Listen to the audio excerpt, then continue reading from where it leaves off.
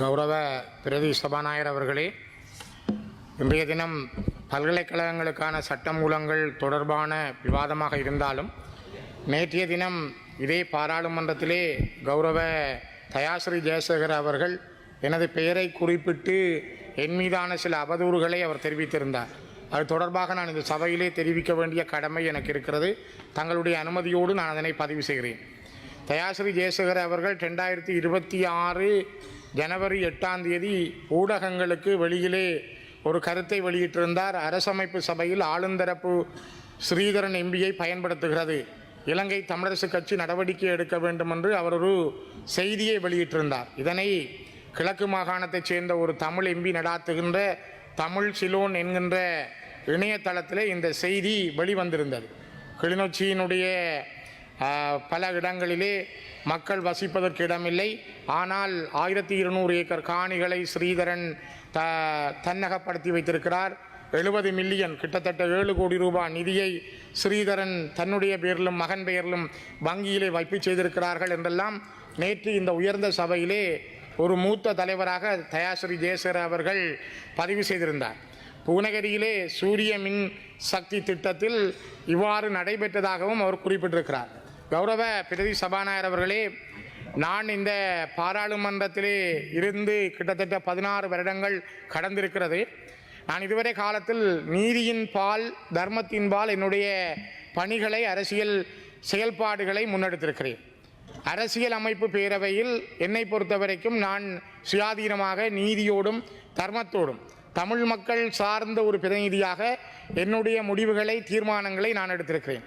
யாருடைய நிர்பந்தமோ அல்லது அரசாங்கத்துக்கு வால் பிடிக்க வேண்டும் என்ற அவசிய தேவைகளோ எனக்கு இருக்கவில்லை.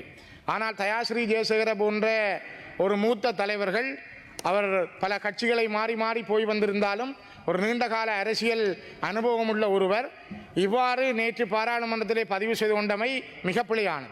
குறிப்பாக அவர் அவ்வாறு சொல்லியிருந்தால் எந்த வங்கியில் எவ்வளவு காசு, யாரால், என்ன தேதியிலே வைப்பு செய்யப்பட்டது என்பதை அவர் வெளியிட வேண்டும்.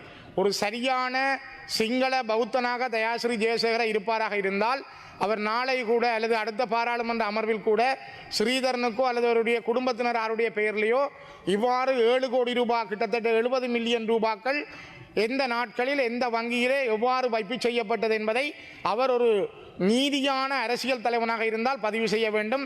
அவர் உண்மையிலேயே அவர் இந்த பாராளுமன்றத்துக்கு ஆடையோடு தான் வந்து பேசுகிறார் என்றால் இதனை அவர் செய்ய வேண்டும் என்று நான் உயர்ந்த சபையிலே கௌரவ பிரதி சபாநாயகர் அவர்களை நான் உங்களை கேட்கிறேன்.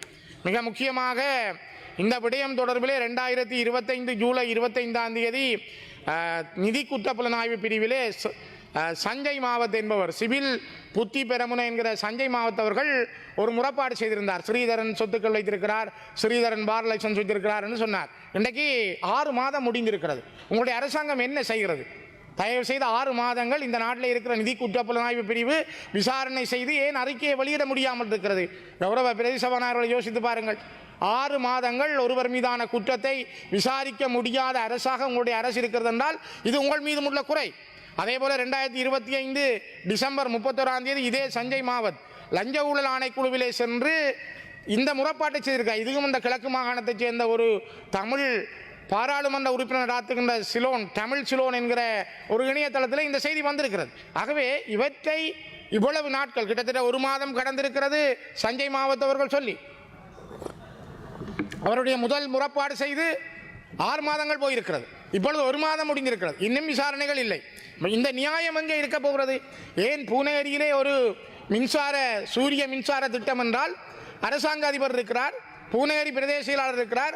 இதுவரை ஏன் இந்த அரசாங்கம் கேள்வி கேட்கவில்லை? ஏன் தயாஸ்ரீ ஜெயசேகர் அவரிடம் தகவல் சட்டத்திலாவது விவரத்தை கேட்கவில்லை? ஒரு மூத்த அரசியல் தலைவர் தன்னை ஒரு அரசியல்வாதியாக காட்டிக்கொள்வார். அண்மையிலே அவர் என்னை கேட்டார், தான் ஜனாதிபதி தேர்தலிலே போட்டியிடப் போகிறேன் ஸ்ரீதரன், தமிழ் மக்கள் தனக்கு ஆதரவளிப்பார்களான். நான் அவருக்கு சொன்னேன், உங்களுடைய முகம் அவ்வளவு பெரிய பரிச்சயம் இல்லை, நீங்கள் முதல் தமிழ் மக்களிடம் உங்களுடைய முகத்தை பரிச்சயமாக்குங்கள், மார்க்கெட் பண்ணுங்கள் என்று சொன்னேன். அவருக்கு அது பிடிக்கவில்லை. அண்மையிலே கருணி அமரசூரிய அவர்களுக்கு நான் சார்பாக என்பது நியாயமாக அவருக்கு எதிராக கொண்டு வரப்பட்ட பிரேரணைக்கு என்னை கையொப்பம் வைக்குமாறு எதிர்க்கட்சியினர் கேட்டிருந்தார்கள். நான் அதுக்கு வைக்க என்னுடைய கட்சியினரும் விரும்பவில்லை, எங்களுடைய கட்சி தலைவரும் அறிவுறுத்தல் தந்திருந்தார், நாங்கள் வைக்கவில்லை. அதற்காக எதிர்க்கட்சியில இருந்து எதுவும் பேசலாம், சேறு பூசலாம் என்றால் இது ஒரு மிக மிக மோசமானது. ஆகவே கிவிலோயா திட்டம் என்று ஒன்று வந்து கௌரவ பிரதி சபாநாயகர் அவர்களை இன்று தமிழுடைய நிலங்களை பறிக்கிறது.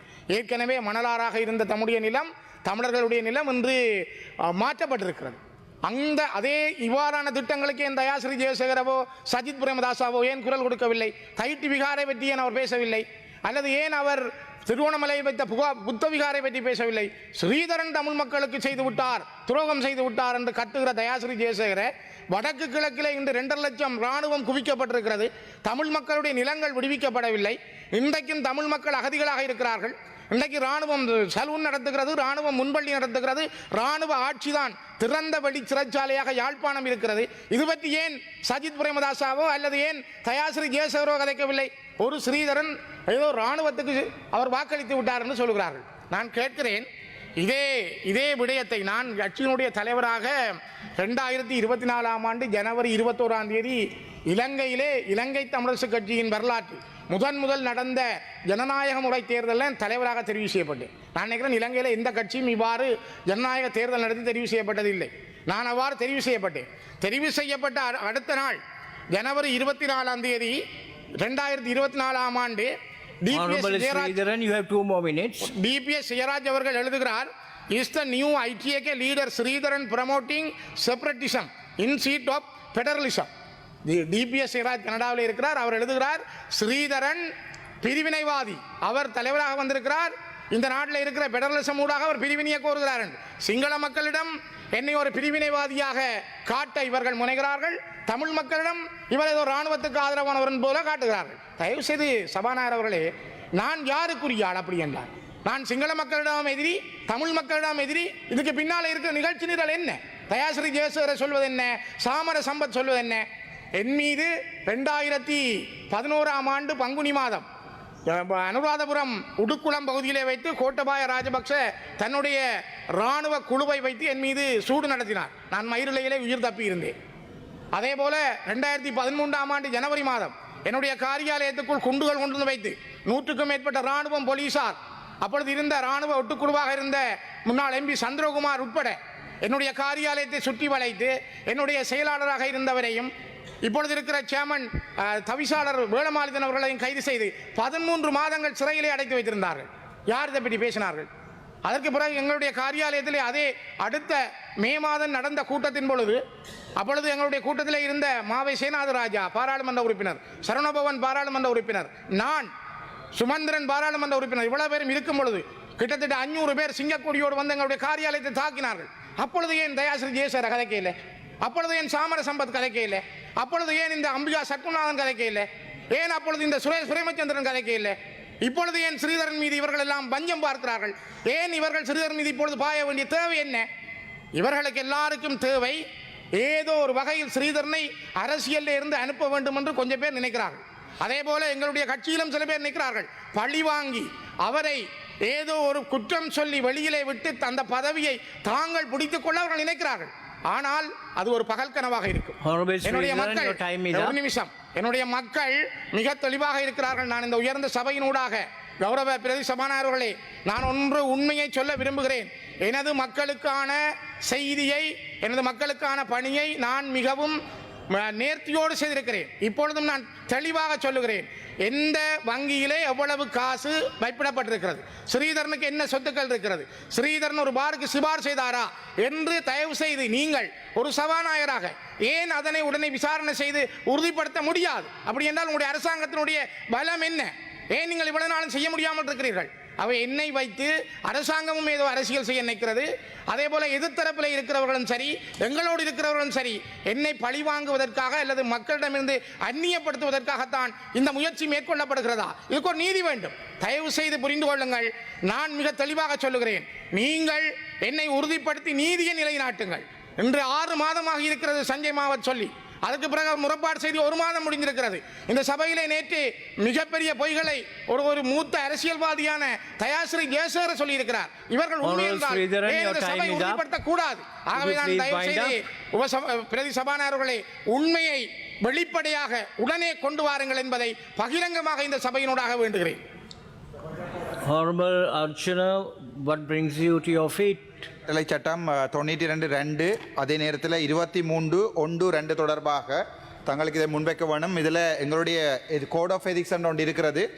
92(2)க்கும் 29(2)க்கு இடையில் அது வரும். அதில் 18வது 19வது விடயத்தையும் வாசிக்கிறேன். உறுப்பினர் அவரும் பகிரங்க கொள்கை தொடர்பான விடயம் தவிர அவருக்கு பண ரீதியான அக்கறை கொண்டுள்ள விடயம் தொடர்பிலான கேள்வி ஒன்றின் மீது வாக்களித்தல் ஆகாது. முதலாவது. இரண்டாவது, எவரேனும் உறுப்பினர் பாராளுமன்றத்தினால் அல்லது அதன் ஏதேனும் குழுவினால் கருத்தில் எடுக்கப்படும் ஏதேனும் விடயம் தொடர்பில் நேரடியாக அல்லது மறைமுகமாகவோ ஏதேனும் தனிப்பட்ட அல்லது பண ரீதியான அக்கறையை கொண்டுள்ள போது அத்தகைய உறுப்பினர் பதிவேட்டில் அத்தகைய அக்கறை பதிவு செய்யப்பட்டுள்ள என்ற நிகழ்வு எவ்வாறு இருப்பினும் அத்தகைய அக்கறையின் தன்மையை வெளிப்படுத்தல் வேண்டும். அத்துடன் விற்பந்தியினால் தேவைப்படுத்தப்பட்டவான அத்தகைய பிரகடனத்தை செய்தால் ஒழிய சபையில் அல்லது குழுவில் இடம்பெறும் ஏதேனும் விவாதத்தில் பங்கு பெற்றுதல் ஆகாது. ஐயா, தயவு செய்து என்னுடைய சிறப்புரிமை இது.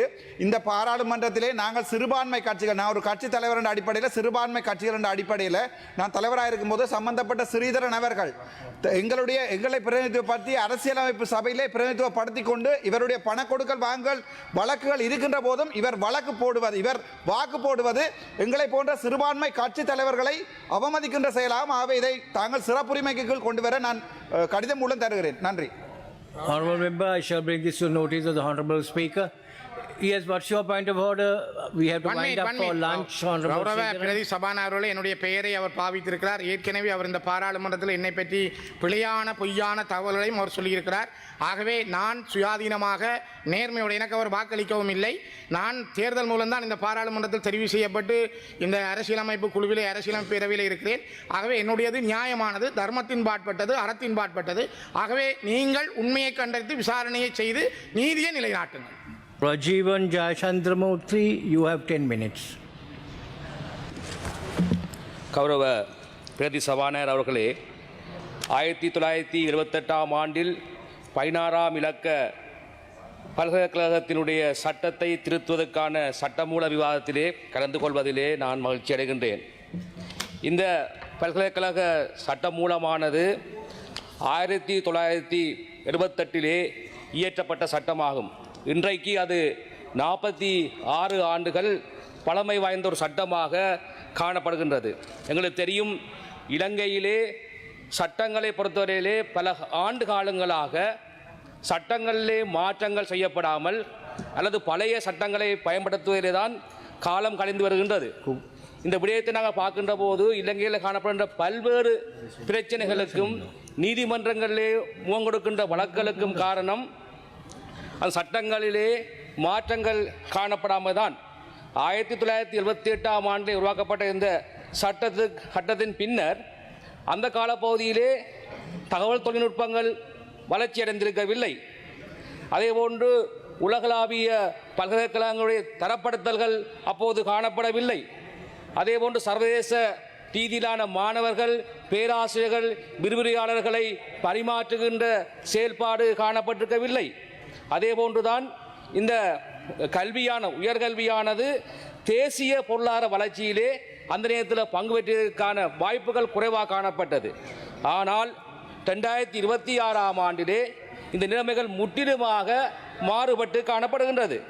எனவேதான் இந்த பல்கலைக்கழகத்தினுடைய சட்டங்களிலே பல்வேறு மாற்றங்களை கொண்டவுடைய தேவை காணப்படுவதற்கு காரணம் என்னன்னு சொன்னால், இந்த பல்கலைக்கழகங்கள் தான் இலங்கை நாட்டினுடைய அறிவார்ந்த வளர்ச்சியை காட்டுகின்ற உயர் பீடங்களாக காணப்படுகின்றன. ஆனால் பல்கலைக்கழகத்திலிருந்து வெளிவருகின்ற மாணவர்கள் உலகளாவிய ரீதியிலே போட்டி விடுகின்ற தன்மை எந்த அளவுக்கு காணப்படுகிறது என்பதை நாங்கள் அறிகின்ற பொழுது பல்கலைக்கழகத்திலே காணப்படும் சட்ட திருத்தங்களிலே காரணமாகத்தான் இவ்வாறான குவாலிஃபைடான அந்த மேன் பவரை எங்களுக்கு வெளியிட முடியாமல் காணப்படுகின்றது. இன்றைய நிலைமையை நாங்கள் எடுத்து பார்த்தோம்னு சொன்னால், பல்கலைக்கழகம் அறிவை மட்டும் வளர்ப்பதற்கு அது இயங்கவில்லை.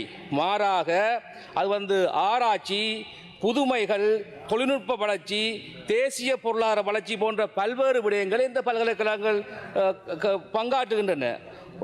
For example, we can say the research, knowledge creation and the human capacity development and the community exchange programs and community responsibilities, cultural presentations and the promotions and the innovation, entrepreneurship, industrial linkage. Therefore, the universities contribute the lots to the people regarding that matter. கௌரவ பிரதி சபாநாயகர் அவர்களே, இந்த பல்கலைக்கழகத்திலே UGC grand கமிஷனுடைய பங்களிப்புன்றது மிகவும் முக்கியமானது. அதே போன்று பல்கலைக்கழகங்களில் காணப்படுகின்ற பேரவைகள், செனட்டுகள் போன்றவை மிக முக்கியத்துவம் வாய்ந்தவை. அவ்வாறு யூஜிசி இந்த பல்கலைக்கழகத்தினுடைய செனட் மற்றும் பேரவைகளுடைய சட்டங்களிலே அவர்களுக்கு அதிகாரங்களிலே நாங்கள் பலப்படுத்துவதற்கூடாகத்தான் நாங்கள் பல்வேறு மாற்றங்களை நாங்கள் காண முடியும். அதே போன்றுதான் நாங்கள் இங்கே குறிப்பிடுகின்ற பொழுது இந்த பல்கலைக்கழகத்திலே இந்த பீடாதிபதிகளை நியமிப்பதிலே பாரிய பிரச்சனைகள் மற்றும் சவால்கள் காணப்படுகின்றன. குறிப்பாக நாங்கள் அந்த பிரிவுத் தலைவர்கள், ஹெட்ஸ் ஆஃப் த டிபார்ட்மெண்ட்ஸ், அவர்களை நியமிப்பதிலே பல்வேறு குளறுபடிகள் அல்லது சட்டத்திலே பாரிய தெளிவின்மை காணப்படுகின்றது. குறிப்பாக 3 வருட அனுபவங்களை கொண்ட சிரேஷ்ட விரிவுரையாளர்கள், பொருத்தமான தகவல்களை கொண்ட விரிவுரையாளர்கள் போன்றவர்கள் இந்த பீடாதி பதவிக்கு விண்ணப்பிப்பதிலே ஒரு தெளிவின்மை காணப்படுகின்றது. எனவே அதை நாங்கள் ஒரு வரைமுறைக்குள்ளே கொண்டு வர வேண்டிய தேவை இருக்கின்றது. அந்த வகையிலே அந்த விடயத்திலும் நாங்கள் சட்ட திருத்தங்களை மாற்ற வேண்டிய தேவை இருக்கின்றது. அதே போன்றுதான் இந்த பல்கலைக்கழகங்களிலே பலர் ஒரே பதவியிலே நீண்ட காலமாக பதவி வகித்து வருகின்றார்கள். அவர்கள் எந்தவித இடமாற்றங்களோ அல்லது வேறு விதமான மாற்றங்களோ இல்லாமல் அந்த பதவிகளை அனுபவித்து சுவைத்து இருக்கின்றார்கள். அப்படி இருக்கின்ற பொழுது நாங்கள் அந்த பீடாதிபதிகளை, இந்த டீன்ஸை நாங்கள் மாற்றுவதற்கு, அவர்களை இடைநீக்குவதற்கான சட்டமூலங்களும் தெளிவில்லாமல் காணப்படுகின்றது. நாங்கள் அப்படி பார்க்கின்ற பொழுது குறைந்தது அந்த பேரவைக்கு தினம் 3/2 பெரும்பான்மை ஆதரவோடு இந்த குற்றங்களை செய்கின்ற அல்லது தரமான தன்னுடைய பங்களிப்பை கல்விக்கு வழங்காத இந்த தலைவர்களை நீக்குவதற்கான ஒரு சட்ட மூலம் என்றாலும் நாங்கள் இயற்ற வேண்டிய தேவைகள் காணப்படுகின்றது. அதே போன்றுதான் நாங்கள் இப்படி பார்த்துக் கொள்ளலாம். அதாவது வைஸ் சான்சலர், துணைவேந்தர்களை நியமிப்பதிலே பெரும்பாலான பங்களிப்பை இந்த பேரவை உறுப்பினர்கள் தான் அதிலே பங்கேற்கிறார்கள். அவர்கள் சிபாரிசு செய்கின்றவர்களைத்தான் பீடாதிபதிகளாக நியமிக்கின்ற நிலைமை காணப்படுகிறது. இந்த நிலைமையிலே யூஜிசியினுடைய கட்டுப்பாடுகள் அல்லது அவருடைய ரெக்கமெண்டேஷன், சிபாரிசுகள் அல்லது அவர்களுடைய நியமங்களை வழங்குவதற்கான வாய்ப்புகள் மிகவும் குறைவாக காணப்படுகின்றது. அவ்வாறு நியமிக்கப்படுகின்ற வைஸ் சான்சலர், துணைவேந்தர்கள் தாங்கள் விரும்புகின்ற நபர்களை, விரும்புகின்ற விரிவுரையாளர்களை அல்லது விரும்புகின்றவர்களை ஹெட்ஸ் ஆஃப் த டிபார்ட்மெண்டாகவும் டீனாகவும் நியமிக்கின்ற அந்த ஆற்றல் அவர்களுக்கு இயல்பாக இருக்கின்றது. எனவே இந்த இடத்திலே அவர்களை நியமிப்பதிலே கட்டுப்பாடுகளை ஏற்படுத்த வேண்டும் என்று சொன்னால் நாங்கள் இந்த யூஜிசியினுடைய பணத்தை அதிகரிக்க வேண்டும். ஏன்னு சொன்னால் யூனிவர்சிட்டி கிராண்ட் கமிஷன் தான் இந்த உயர்கல்வியினுடைய பல்கலைக்கழகங்களுடைய கல்வியினுடைய தரத்தை உறுதி செய்வதிலே முக்கியமான பங்கு வகிக்கின்றது. எனவே யூஜிசியினுடைய பலமான கண்காணிப்போடு இந்த பேரவை அதுபோன்று செனட்டுகளுக்கு அதிகாரங்களை வழங்குவதற்காக நாங்கள் சட்டங்களிலே நாங்கள் மாற்றத்தை கொண்டுவர வேண்டிய தேவை எங்களுக்கு இருக்குது. அதே போன்றுதான் இந்த பல்கலைக்கழகங்களுடைய செயல்பாடுகளை நாங்கள் இலங்கையிலே பார்க்கின்ற பொழுது உலகத்திலே காணப்படுகின்ற பல்கலைக்கழகங்களோடு நாங்கள் போட்டி போடுகின்ற தன்மையை நாங்கள் கடந்த காலங்களிலே குறைவாக வைத்திருக்கின்றோம். எங்களுடைய பல்கலைக்கழகங்களுடைய வெளிவருகின்ற அந்த அவுட்புட்ஸ் என்றது சில வகையிலே நாங்கள் குறைந்ததாக காணப்படுகின்ற அவருடைய தரம், மொழி புலமை, அவருடைய திறமைகள் என்பவற்றை அதிகரிப்பதற்காக நாங்கள் பல்கலைக்கழகத்தினுடைய செயல்பாடுகளிலே, அவருடைய பாடவிதானங்களிலே அல்ல பாடவிதானங்களை எடுத்து செல்லுகின்ற முறைகளிலே நாங்கள் மாற்றத்தை ஏற்படுத்த வேண்டிய தேவை இருக்குது. இன்றும் அதாவது உலக சந்தையிலே எந்த விதமான தாக்கத்தையும் செலுத்தாத ஒரு பாடத்திட்டங்களை வழங்குகின்ற பல்கலைக்கழகங்களும் எங்களுடைய காணப்படுகின்றது. எனவே இந்த எங்களுடைய பல்கலைக்கழகங்கள் செய்ய வேண்டும் என்று சொன்னால் இங்கே இருக்கின்ற விரிவுரையாளர்கள், அவருடைய துறை சார்ந்த தலைவர்கள் தங்களை நிர்வாக ரீதியாகவும் சரி, கற்பித்தல் ரீதியாகவும் சரி நாங்கள் பலப்படுத்த வேண்டிய தேவை இருக்கின்றது. எனவேதான் மிக தரம் கொண்ட கல்வித்தாமைகளை நிறைவு செய்கின்ற நிர்வாகங்களை சிறப்பாக செய்கின்றவர்களை நாங்கள் நியமிப்பதிலே தான் இந்த பல்கலைக்கழகத்தினுடைய வெற்றிகள் தங்கி இருக்கின்றது. எனவே நாங்கள் பல்கலைக்கழகத்துக்கு போகின்ற இலங்கையிலே ஒரு மாணவன் படித்து பல்கலைக்கழகத்துக்கு செல்கிறார் என்று சொன்னால் அது ஒரு மிகப்பெரிய அவருடைய வயதிலே அவருடைய காலத்திலே மிகப்பெரிய சாதனையாக கருதப்படுகின்றது. எனவே அந்த மாணவன் அந்த பல்கலைக்கழகத்திலே போய் தான் கற்கின்ற விடயங்களை இந்த சமூகத்துக்கு வழங்க வேண்டும் என்று சொன்னால் அந்த மாணவன் மிக சிறந்த முறையிலே அந்த மாணவனோ மாணவியோ மிக சிறந்த முறையிலே தங்களுடைய ஆற்றலை வளர்த்து இந்த சமூகத்துக்கு பாரிய பங்களிப்புகளை வழங்குகின்ற நபர்களாக நாங்கள் மாற வேண்டும். இப்படி பார்க்கின்ற பொழுது கிட்டத்தட்ட கடந்த 2022 ஆண்டு முதல் இது குறுகிய காலத்துக்குள்ள நாட்டை விட்டு 566 விரிவுரையாளர்கள் இந்த நாட்டை விட்டு தப்பி போயிருக்கின்றார்கள். அதே போன்று பலரும் பல்வேறு விதங்களில் இந்த பல்கலைக்கழகத்திலிருந்து விலகி இருக்கின்றார்கள். எனவே வெற்றியெல்லாம் நாங்கள் நிவர்த்தி செய்து பல்கலைக்கழகத்தினுடைய சட்டங்களை மாற்றியமைத்து பல்கலைக்கழகங்களுக்கு தேவையான ஆளணியை நியமிப்பதற்கூடாகத்தான் இலங்கையுடைய உயர்கல்வியினுடைய தரத்தை நாங்கள் மேம்படுத்த வேண்டும். சிறந்த பிள்ளைகளை உருவாக்குகின்ற பல்கலைக்கழகங்களாக மாற்ற வேண்டும். தற்போது பல்கலைக்கழகங்களுக்கு நிரப்பப்பட வேண்டிய ஆளணி கோரப்பட்ட ஆளணியிலே 5680 அதிலே கல்விசார் ஊழியர்களே 2159 பேரும் கல்விசாரா ஊழியர்களே 3521 பேருக்குமான அனுமதிகள் கோரப்பட்ட நிலையிலே கேபினெட் வந்து Honorable Jayachandramurthy, your time is up. I need 1 minute more. 3713 பேர்களுக்கு நியமிக்கிறதுக்கான அனுமதி வழங்கப்பட்டிருக்கிறது. தற்போது 2026 முதலாம் மாதம் 19ஆம் தேதி வரை 640 பேர் கல்விசார் மற்றும் கல்விசாரா ஊழியர்களால் நியமிக்கப்பட்டிருக்கின்றார்கள். ஏனையோர்களையும் நாங்கள் வெகு விரைவிலே நியமித்து இந்த பல்கலைக்கழகத்தினுடைய தரத்தை உலகளாவிய ரீதியிலே உயர்த்துவோம் என்று சொல்லி இந்த வாய்ப்பு வழங்கிய கௌரவ பிரதி சபாநாயகருக்கு நன்றி கூறி விடைபெற்றுக் கொள்கின்றேன்.